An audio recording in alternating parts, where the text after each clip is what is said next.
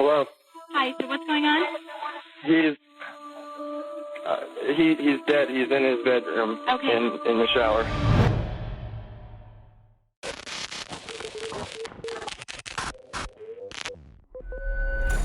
This call is connected to the case of Josh Powell. Josh Powell was the main suspect in the disappearance of his wife, Susan Powell, in 2009. In February 2012, the situation reached a tragic climax. During a supervised visit arranged by social services, Josh locked himself inside the house with his two young sons, Charlie, age 7, and Braden, age 5. And then something horrible happened. The social worker who accompanied the children frantically calls emergency services. Hey, I'm on a supervised visitation for a court-ordered visit, and something really weird has happened. The kids went into the house, and the parent, the biological parent, whose name is Josh Powell, will not let me in the door. What should I do? What's the address? It's 8119, and I think it's 89th. I don't know what the address is. It's pretty important for me to know. I'm sorry, I can't. Let me get in my car and see if I can find it. Nothing like this has ever happened before at these visitations, so I'm really shocked. And I could hear one of the kids crying, but he still wouldn't let me in. Okay, it is just a minute, I have it here. You can't find me by GPS? No. Okay, it is, but I think I need help right away. He's on a very short leash with CSHS and CPS has been involved, and this is the craziest thing. He looked right at me and closed the door. Are you there? Yes, ma'am, I'm just waiting to know where you are. Okay, it's 8119 189th Street, Court East, Puyallup, 98375. And I'd like to pull out of the driveway because I smell gasoline and he won't let me in. You want to pull out of the driveway because you smell gasoline, but he won't let you... He won't let me in. He won't let you out of the driveway? He won't let me in the house. Whose house He's got is the it? kids in the house and he won't let me in. It's a supervised visit. I understand. Whose house is it? Josh Powell. Okay, but you don't live there, right? No, I don't. No, I'm contracted to the state to provide supervised visitation. I see. And who is there to exercise their visitation? I am. And the visit is with Josh Powell. And who's And supervising? he's the husband that I supervise. So you supervise and you're doing the visit? Yeah, You I supervise yourself? I supervise myself. I'm the supervisor here. Wait a minute. If it's a supervised visit, you can't supervise yourself. If you're the I do visitor... supervise myself. I'm the supervisor for the supervised visit. Okay, well, aren't you the one making the visit? Or is there another I'm the parent one- that you're supervising? No, I'm the one that supervises. I pick up the kids as their grandparents. Yes. And then who visits with the children? Josh Powell. Okay, so you're supposed to be there to supervise Josh Powell's visit with the children. Yes, that's correct. And how did... And he's the husband of missing Susan Powell. This is a high-profile case. She is terrified, confused, and unable to immediately provide the exact address. She reports that Powell slammed the door in her face and refuses to let her inside. And in the air, the smell of gasoline. She tries to explain that she is just a social worker, but her words break apart in fear. Several times she says the name Josh Powell, a name that would soon become one of the most infamous in U.S. history. The call cuts off at the most intense moment. There was another call that was never released to the public. In it, the social worker calls back, screaming, terrified, desperate. She yells that he blew up the house and the kids. The next incident occurred on August 22, 2012, in Camden, New Jersey. Siobhan Thomas called emergency services. At first, she accused her partner of harming a child, but soon the situation took an unexpected turn. Hell no! Hell know. Keep thinking that. Keep thinking that. Keep thinking that. 911, where's emergency? Yes, somebody just stabbed my baby. Please get here. They just did what? Stabbed my baby. Do they know who it was, man? Yes, it's my boyfriend, my current boyfriend. What's your address? 1415 Kane. You know what? Does he need an ambulance, man? You know what? I did it. I'm lying. I did it. Does he need an ambulance, ma'am? No. I mean, no. He don't need. Nope. What's your name? Siobhan Thomas. Siobhan Thomas. Siobhan. What's your phone number, Siobhan? You know what? You know what? You know what? You know what? Siobhan? Yes. All right, you said your baby was stabbed. This is your son? Yes. How old is he? Yes. Yes. Siobhan? Yes. How old is he? Yes. Yes. Yes. Siobhan? Yes. How old is your son? My son is 2. He is 2. He was the one that was stabbed? Yes. He was stabbed with what? Nice. Is he bleeding? Where is he bleeding? Is he bleeding from anywhere? No. I mean, he is, but not much. From where? Not much.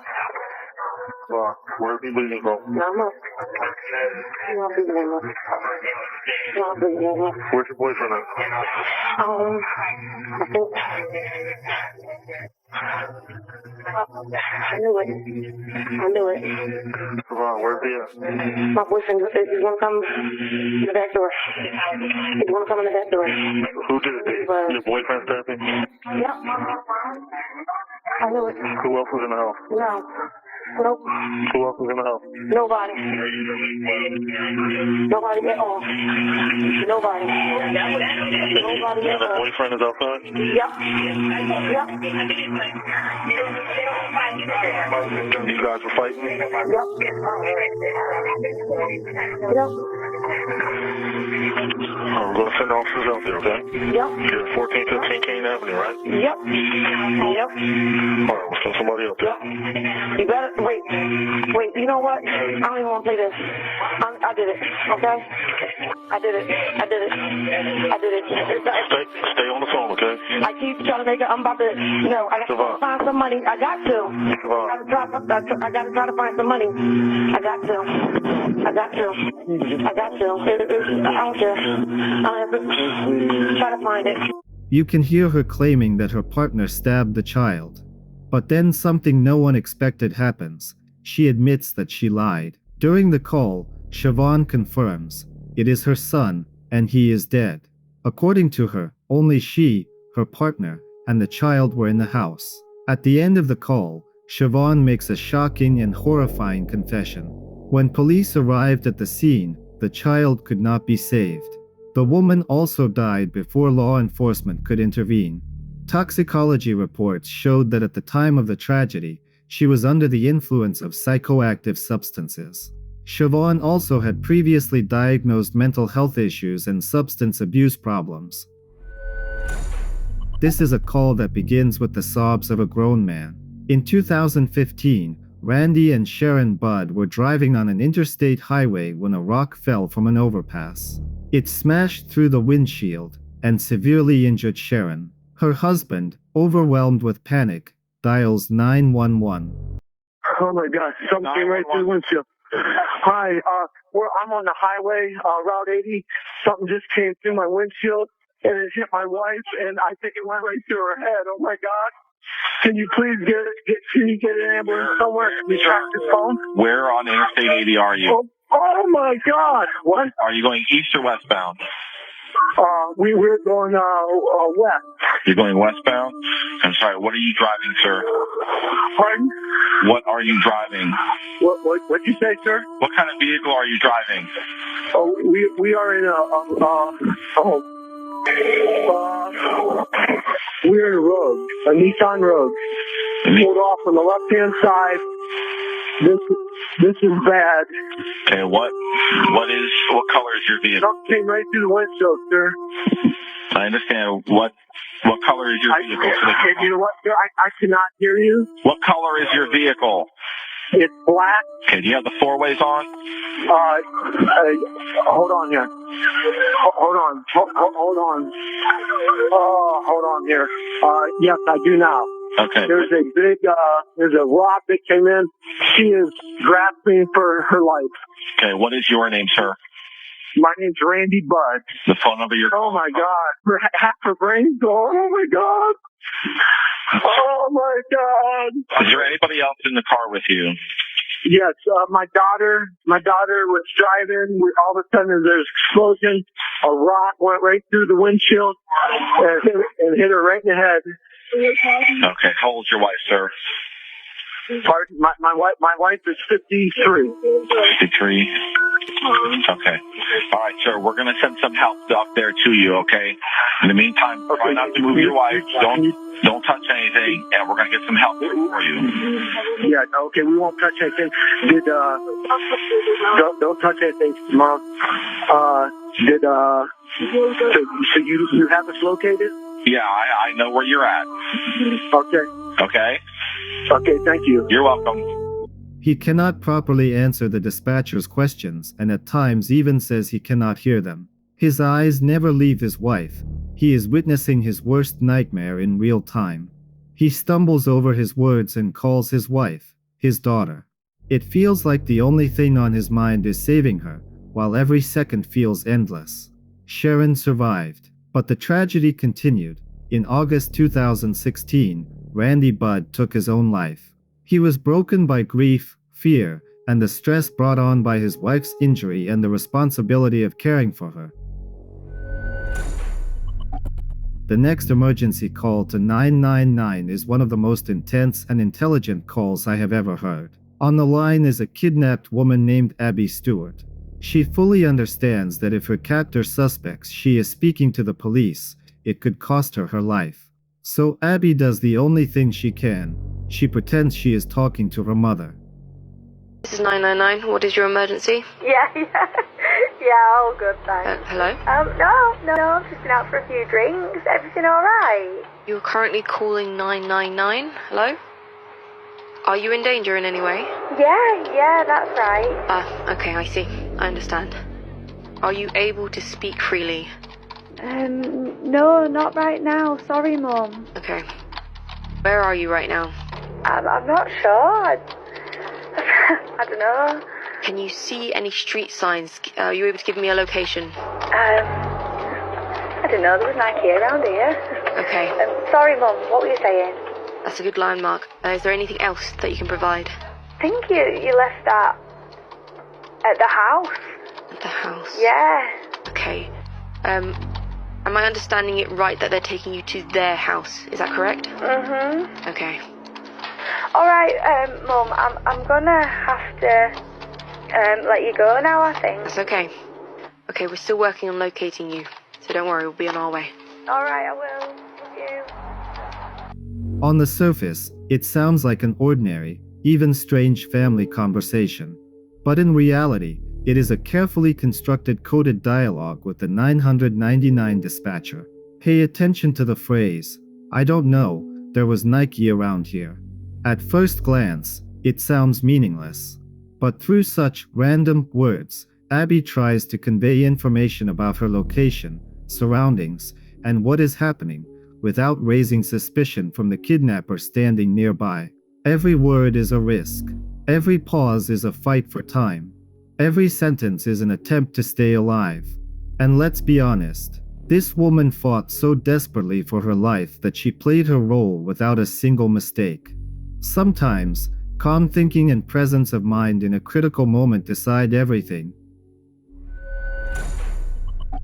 On June 9, 2008, Alexander's friends found his body and immediately called emergency services. A woman hands the phone to a friend who had seen Alexander.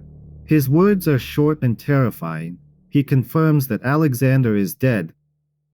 What's going on? A friend of ours is dead in his bedroom. We hadn't heard from him for a while. We think he's dead. His roommate just went in there and said there's lots of blood. I didn't go in, but I can give you the phone to someone who went in there. Yes, please, can you? Hello. Hi, so what's going on? He's He's dead. He's in his bedroom. Okay. In the shower. Okay. How did this happen? Do you have any idea? No, we have no idea. Everyone's been wondering about him for a few days. She said that there was blood. So is it coming from his head? Did he cut his head? It's all over the place. Is there any weapons around? No, I don't know. Not that I saw. How many people are in the house? There. How many of us? How many are in the house right now? Just the 5 of us? 5 of us. Okay, I need all of you outside. Okay. Hold on just a moment. Okay, you're a good friend of Travis's, correct? Yes, I am. Okay. Yeah. Has he been depressed at all? Thinking about committing suicide, anything like that? I don't think he's been thinking of committing suicide. He's been really depressed because he broke up with this girl, and he was all upset about that. But I don't think he would actually kill himself over that. Has he been threatened by anyone recently? Yes, he has. Okay. He has an ex-girlfriend that's been bothering him and following him and slashing tires and things like that. And do you know the ex-girlfriend's name? You remember? Yeah. What's his ex-girlfriend's name? Ask Taylor. And do you know if he's ever reported it to the police? Her name is Jody. I don't know if he's ever reported. Hold on. Yeah. Ask her if he's ever reported Jody to the police. Like, it's Travis. The emergency operator is told that the young man suffered from depression after breaking up with his girlfriend, but his friends did not believe he was capable of suicide. Then they reveal another detail. His ex-girlfriend had been literally destroying his life after the breakup. One of Alexander's friends says her name that in the end, Arias was found guilty of first-degree premeditated murder in 2013 and sentenced to life in prison without the possibility of parole in 2015. This call to emergency services came from a neighbor. A 12-year-old son of Ruby Frank ran to his house. The child was emaciated, covered in wounds, and his wrists and ankles were wrapped with duct tape. He was so frightened that he couldn't even say his date of birth, but his name was eventually learned. I'm on the address of your emergency. Tell me exactly what's happened. I just had a 12-year-old boy show up here at my front door asking for help. And he's said he just came from a neighbor's house, and we know there's been problems at this neighbor's house. He's emaciated, he's got tape around his legs, he's hungry, and he's thirsty. Okay. Is your door locked? No, I'm sitting outside with him on the front patio. Okay, cool. And he asked us to call the police. What's so his he's name? very afraid. What's your last name? He's 12 years old. Yes. Okay, and can you ask him his date of birth? Can you tell me your birthday? Okay, and are the neighbors out of their home, or is anybody looking for them that you can see? No. Our homes are far enough away. I'm not sure. How did you get out of the house? Porch. He went out. He says he just left through the porch at the neighbor's house. Her name is Jody Hildebrand, and she lives 2 doors up the street. Out here in Cayenne, the houses are far apart. Yeah, out here in Cayenne, the houses are far apart, so he walked just under a block to get to our house. He rang my doorbell and asked me to call the police. Does he seem to be under the influence of drugs or alcohol? I don't think so, but he's very thirsty and... Need an ambulance? I don't think he needs an ambulance. I'll let the cops decide that, but his ankles are taped up and he won't tell us why. Okay. But he has duct tape around each ankle. Yeah, there's sores around them. I think there's a good chance he's been... Oh, and he has them around his ankles. I mean, his wrists as well. Okay, this boy has been...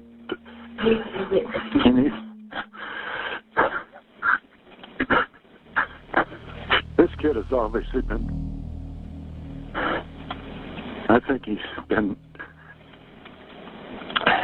detained. He's obviously covered in wounds. Okay. Let's get the paramedics headed over that way, okay? Oh, that's a good idea, too. Let's see. Has he told you where his mom or dad are? Haven't asked him that.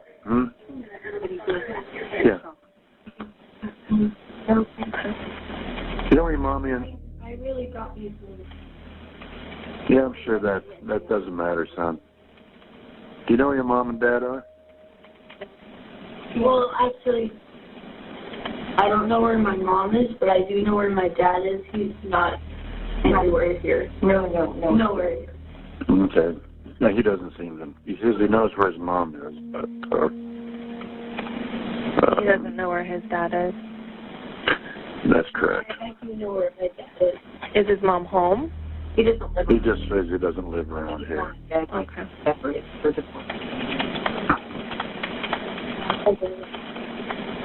Is his mom we're getting. area? Is your mom around here? Have you seen her lately? No,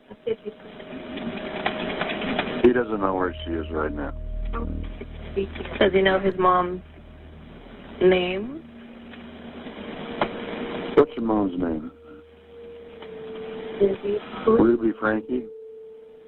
Ruby Frankie is his mom's name. Okay. How do you spell the last name? F-R-A-N-K-E. F-R-A-N-K-E. Okay. And does she live in the area? No, I'm not sure where she lives. He's trying to help us, but he's... That's okay. We don't want to stress him out too much. The officers will go over all these questions with him anyway. I just want to stay on the phone with you until we get some help there, okay? The neighbor explains to the dispatcher that the boy is terrified and is begging for the police to be called. He is asked about his parents, but at first he stays silent.